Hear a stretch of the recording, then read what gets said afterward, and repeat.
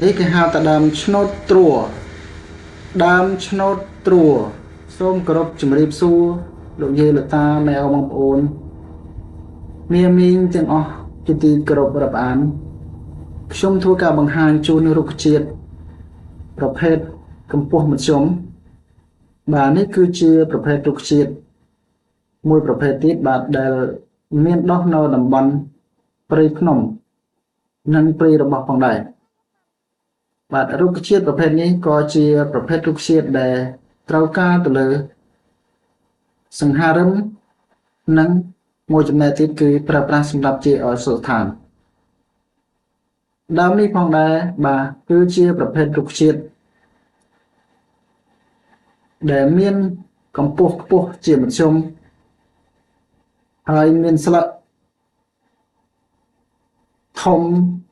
វែងបាទហើយទីតូចជាងបាទស្លឹករបស់ឈើយាងឬក៏ឈើទាលស្លឹករបស់ឈើប្រភេទនេះគឺចំណុចដែលគួរឲ្យកត់សម្គាល់នោះគឺស្លឹករបស់វាគឺតែងតែមានដង្កៅស៊ីជារាងដរាបប្រិយមិត្តអរលោកស្រីនិងកញ្ញាជាទីគោរពបាទនេះគឺជាលក្ខណៈស្លឹករបស់រុក្ខជាតិឆ្នោតត្រួនេះបាទសម្រាប់ពុកម៉ែបងប្អូនដើម្បីសម្គាល់បានថាដើមនេះជាដើមឆ្នោតត្រួឬក៏យ៉ាងណានេះបងប្អូនអាចសម្គាល់ទៅលើស្លឹកតែម្ដងស្លឹករុក្ខជាតិនេះគឺមានលក្ខណៈខុសដាច់ស្រឡះពីរុក្ខជាតិដទៃទូទៅដោយខ្ញុំបានរៀបរាប់អំញ្ញថាស្លឹកគឺមិនជានីល្អនោះទេគឺតែងតែមានដង្កៅស៊ីតែងតែមានដាច់ធ្លុះធ្លាយជាដរាបបាទពុកម៉ែបងប្អូនជាទីគោរពខ្ញុំផ្ដោតសំខាន់ទៅលើស្លឹកដើម្បីជាកំណត់សម្គាល់មួយដល់ប្រិយមិត្តបងប្អូនលោកតាលោកយាយដែលគាត់ចង់ស្គាល់បន្ថែមកូនក្មួយដែលគាត់ចង់ស្គាល់ចង់ដឹងក៏ដូចជាស្គាល់ឲ្យច្បាស់នៃរុក្ខជាតិនីមួយៗហើយផ្ដល់អត្ថប្រយោជន៍ខ្លះនោះខ្ញុំនឹងធ្វើការថតបង្ហាញយ៉ាងខ្ជាប់ខ្ជួនជូនបងប្អូនបាទរុក្ខជាតិនេះក៏មានលក្ខណៈខុសប្លែកបាទពីដើមដទៃផងដែរនេះដែលខ្ញុំឲ្យសម្គាល់ទៅលើចំណុចដែលច្បាស់ការនោះគឺដើមនេះគឺមានសម្បកគឺពណ៌រាងក្រហមពណ៌ដែលរាងក្រហមនោះគឺជាស្លែទេណាបងប្អូនបាទគឺជាស្លែដោះបាទគឺជាស្លែគឺជាប្រតិកម្មរវាងពន្លឺព្រះអាទិត្យនិងខ្យល់វាបង្កើតបានជាពណ៌ណាបង្កើតបានជាពណ៌ក្រហមដែលយើងងាយស្រួលក្នុងការសម្គាល់បាទអញ្ចឹងពីរចំណុចដែលយើងអាចសម្គាល់បានទីមួយគឺស្លឹកដែលមានដង្កៅតែងតែស៊ីមានដាច់មានធ្លុះមានធ្លាយហើយនឹងសម្បកមានពណ៌រាងក្រហមបាទហើយមួយទៀតដោយយើងសង្កេតមើលទៅលើប្រភេទរុក្ខជាតិនេះបាទគឺនៅពេលដែលដោះទៅលើដើមនេះតែងតែងាប់បានន័យថាមែកនេះគឺតែងតែងាប់អញ្ចឹង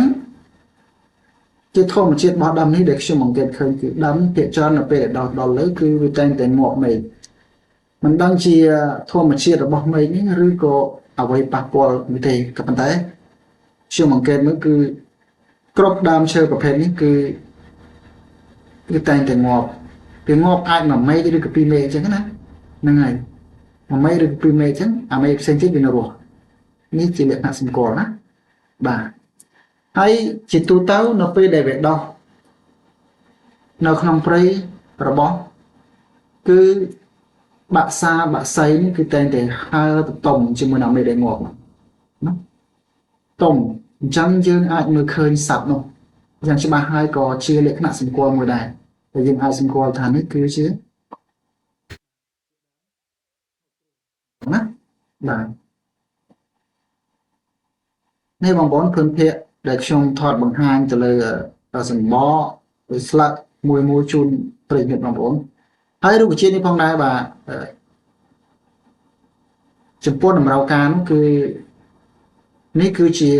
ចំណែកមួយក្នុងការជួយដល់សង្ហារិមផ្សេងឧទាហរណ៍ថាពុកម៉ែបងប្អូនគាត់ត្រូវការធ្វើតុធ្វើទូណាធ្វើសង្ហារិមផ្សេងដើមនេះក៏អាចយើងកាប់ជ្រៀកយកទៅធ្វើតុធ្វើទូបានដូចគ្នាបាទប៉ុន្តែដើមឈើនេះគឺពុំមែនជាដើមឈើដែលលំដាប់កំពូលខាងផ្នែកសង្ហារិមខាងផ្នែកសាងសង់នៅឋានទេគ្រាន់តែជាផ្នែកមួយទេណាគ្រាន់តែជាផ្នែកមួយដែលជួយដល់ការបម្រើដល់គ្រឿងសង្ហារិមមួយចំណែកដែរណាយើងអាចកាត់វាអាចជ្រៀកវាបាទអាចជ្រៀកយកទៅធ្វើរនាបក្រេបាទទៅធ្វើរនាបដូចផ្សេងអ្វីដែលយើងត្រូវការហើយនឹងយើងយកទៅធ្វើអ្វីផ្សេងទៀតដើមឈើប្រភេទនេះប្រសិនបើគេចង់កាប់យកទៅបញ្ចូលរោងចក្រកែច្នៃបាទដើម្បីខ្លាយទៅជាបន្ទះក្តារគេហៅថាបន្ទះក្តារកែច្នៃនោះគឺគេអាចកាប់បានបាទគេយកទៅកិនឲ្យម៉ត់ហើយគេបាទផលិតមកជាក្តារបាទធ្វើជាក្តារសម្រាប់យើងប្រើប្រាស់ប្រចាំថ្ងៃបានហ្នឹងហើយដោយសាររុក្ខជាតិប្រភេទនេះគឺមិនសូវជាប់ទេបាទដូច្នេះយើងអាចយកវាទៅកែច្នៃបានណាសម្រាប់ប្រើប្រាស់ជាក្តារងើជាក្តារស្អីផ្សេងសម្រាប់ប្រើប្រាស់ในជីវភាពប្រចាំថ្ងៃរបស់មនុស្សបាទចំពោះប្រទេសដូចជារៀនគឺអត់យកដើមនេះទៅធ្វើផ្ទះទៅអីទេក៏ប៉ុន្តែគឺត្រូវកាប់យកទៅចូលរោងចក្រដើម្បីផលិតបានជាក្តារបាទធ្វើជាក្តារនិយាយទៅក្តារដែលបង្កើតឡើងដោយមនុស្សមិនមែនកើតឡើងដោយធម្មជាតិទេណារបស់សិប្បនិមិត្តណាហ្នឹងហើយអានេះសម្រាប់ដើមប្រភេទនេះបងប្អូនណាហ្នឹងហើយឃើញថាកម្ពស់ក៏អត់ទាបទេបងប្អូនណាកម្ពស់ខ្ពស់ណាចូល5 10ម៉ែត្រចូល20 30ម៉ែត្រណា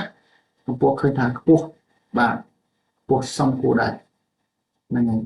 អញ្ចឹងសម្រាប់បងប្អូនប្រិយមិត្តបាទបងប្អូនណាហ្នឹងបងប្អូនអាចស្គាល់បានរុក្ខជាតិនេះហ្នឹងហើយមើលស្លឹកទៅបងប្អូនណាហ្នឹងស្លឹកគឺហើយហ្នឹងគឺឆ្នោតដាច់ប្រហោងណាអានេះគឺជាដង្កូវស៊ីគឺធម្មជាតិរបស់រុក្ខជាតិហ្នឹងហើយមានពណ៌បាទមានពណ៌រាងលឿងបាទបងប្អូនណាពណ៌បាទពណ៌ដូចពណ៌មាសអញ្ចឹងណាដោយសារប្រើពន្លឺព្រះអាទិត្យអញ្ចឹងវាគាត់ទៅកម្មទៅវាបង្កើតបានជាពន្លឺពណ៌មាសបន្តិចបាទដើមនេះបាទមានពពោះប៉ុន្តែដើមនេះបាទភាគច្រើនបងប្អូនណាដើមនេះគឺតែងតែមានរន្ធដូចគ្នាបាទដែលខ្ញុំស្គាល់ទៅគឺដើមនេះគឺដាច់ខាតត្រូវតែមានរន្ធណាមានរន្ធអានេះជាធម្មជាតិរបស់ឈើវិញចឹងណាបងប្អូនណានឹងយើងមិនអាចប្រកែកថាមិនតែមានរន្ធចឹងជារន្ធរបស់វាហ្នឹងគឺវាអាចឲ្យបាក់សៃអាចទៅធ្វើសម្បកចោះជារន្ធបន្ថែមទៀតដើម្បីបង្កើតកូនដើម្បីជាសម្បករបស់សត្វហ្នឹងណារបស់បាក់សៃហ្នឹងអាហ្នឹងជាធម្មជាតិរបស់សត្វគឺអញ្ចឹងហើយរុក្ខជាតិនេះអញ្ចឹងណាធម្មជាតិរបស់វាអញ្ចឹងគឺតម្រូវបំពេញគ្នាទៅវិញទៅមកតែម្ដងណាបាទហ្នឹងហើយបាទនេះដើមឆ្នោតត្រួណាបាទដើមឆ្នោតត្រួបាទបងប្អូននេះសម្បកហ្នឹងអ្នកពណ៌ក្រហមនេះខែវសាគឺមានពណ៌ក្រហមបែបហ្នឹងបងប្អូនណាបាទដើមនេះក៏មានឃ្មុំឧស្សាហ៍តុំដែរបងប្អូនណាឃ្មុំដោយសារថាដើមនេះគឺវាអត់ត្រង់ទេវាបែកមេវាដោតត្រង់ណាវាដោតទៅវាលក្ខណៈមួយថាវាវែកត្រឡច់ទៅកើតជើងត្បូងអញ្ចឹងណាអញ្ចឹងវាជាត្រនំក៏ដូចជាបង្កងសម្រាប់ឃ្មុំសម្រាប់តុំផងដែរហើយក៏ដូចជាបង្កងរបស់បក្សីនៅពេលដែលវាហើមកតុំវាហើចង់មកស្នាក់នៅចង់មកគេងចង់មកដេកអញ្ចឹងគឺងាយស្រួលដល់ហ្នឹងគឺបក្សីគឺតែងតែហើមកបាទស្នាក់នៅកន្លែងហ្នឹងបាទបងប្អូនណាបាទគល់ហើយនឹងចំគឺមានលក្ខណៈខុសគ្នាបាទចំមានពណ៌មានកាឡាមានពណ៌មានអីអញ្ចឹងណាអាហ្នឹងជាធម្មជាតិរបស់រុក្ខជាតិនេះប៉ុន្តែនៅខាងក្រោមគឺស្មើសាច់ស្មើបាទសម្បកសាច់ស្មើអត់មានពណ៌មានអីទេបងប្អូនណាមានមេឃមានអីគឺមេឃមានរហូតរុក្ខជាតិនេះបងប្អូនណាបាទ តាំងពីក្រមទៅគឺតែងតែមានមេឃមានអីពេលច្រើននេះរាន់បងណារាន់បាទហើយដោយសារព្រៃនេះជាព្រៃរបស់ព្រៃទោបតែទំនេរបាន20-30 ឆ្នាំអញ្ចឹងរុក្ខជាតិដុះណាបងប្អូនណាបងប្អូនខ្ពស់បាទបានទេបាទតទៅនៅព្រៃភ្នំបាទក្រុមថ្មនោះបានកម្ពស់មានខ្ពស់ខ្លាំងបងប្អូនណាបាទនេះគល់វាបងប្អូនណាគល់វាដូចគល់ចំបក់អញ្ចឹងគឺអត់មែនមូលទេដើមនេះបងប្អូនណាគល់វាគឺអត់មែនដុះមូលទេលក្ខណៈសម្គាល់បាទគឺវាមានរឿងត្រនងរឿងបាទរឿងចង្អូរអញ្ចឹងណាវាលយចេញមកក្រៅណាហ្នឹងហើយអាហ្នឹងគឺប្រភេទដើមហ្នឹងគឺមានលក្ខណៈដូចដើមចំបក់ដែរគល់របស់វាណាបាទអញ្ចឹងសូមអរគុណបាទសម្រាប់វិទ្យាលតាអ្នកបងប្អូនដែលបានតាមដានវីដេអូនេះអញ្ចឹងសូមអរគុណបាទសូមគោរពលា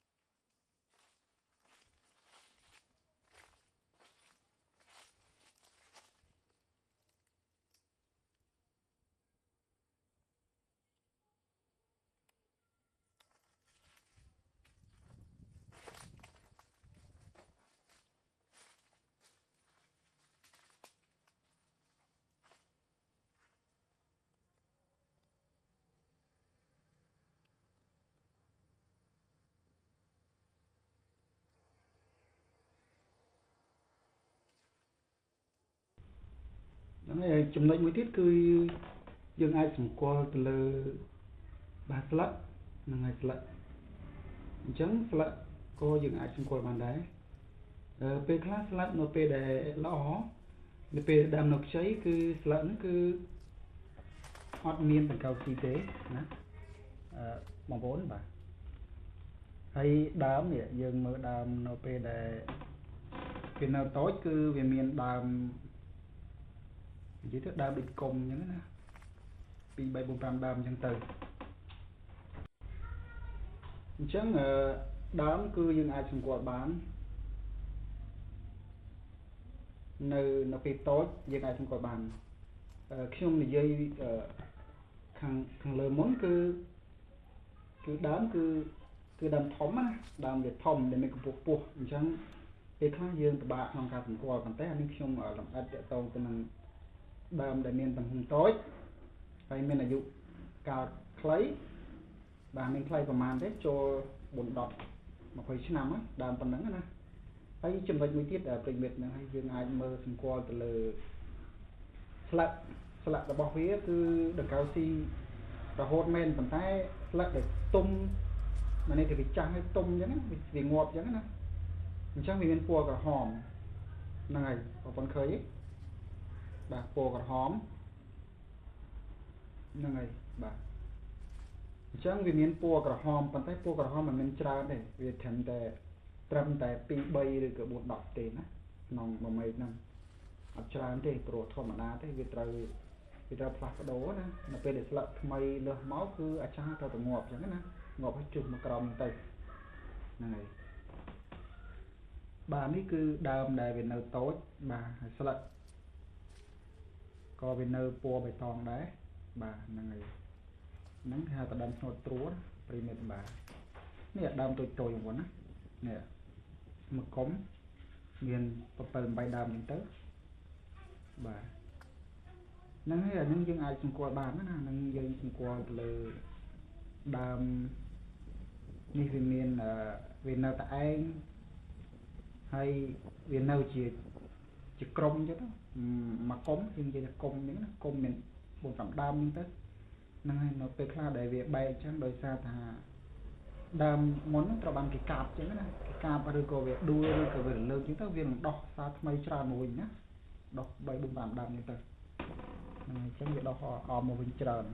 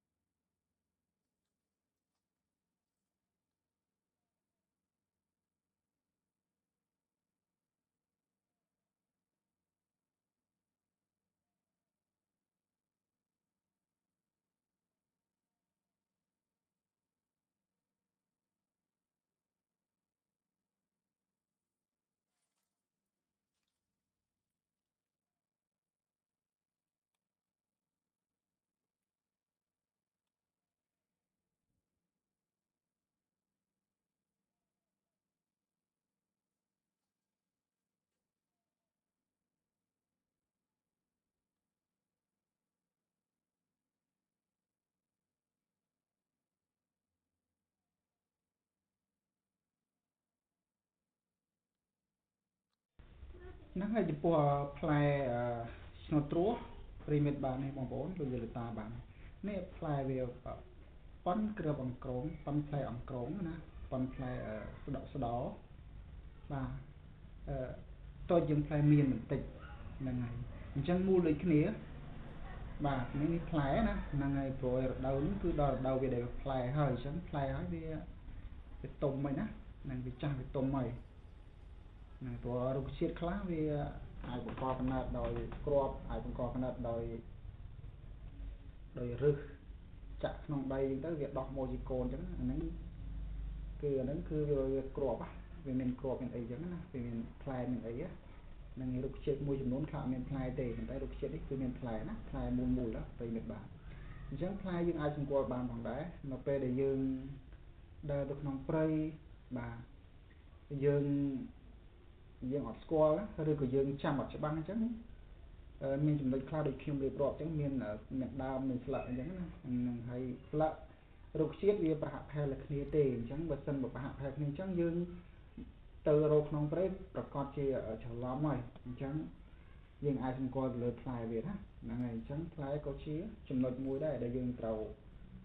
để đăng tàu để vô cho tận đạn là bài sinh có là còn nọt con thằng ấy chỉ đâm một trùa chẳngนะngày chẳng này play về ăn play ăn nâu chung cái này để play để khả thằng môi mà to chẳngนะmôi to chẳngนะlà ngày chẳng ăn nâu cho mỗi khi chỉ cao không thì ngày play đó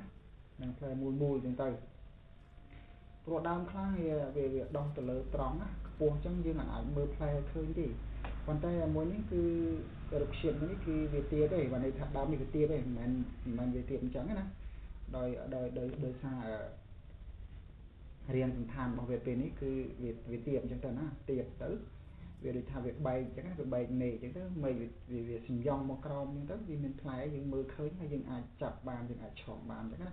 nhưng ai xung quanh bàn lườn chẳng hạn này là đã mùi nón cái đang cục chẳng hạn này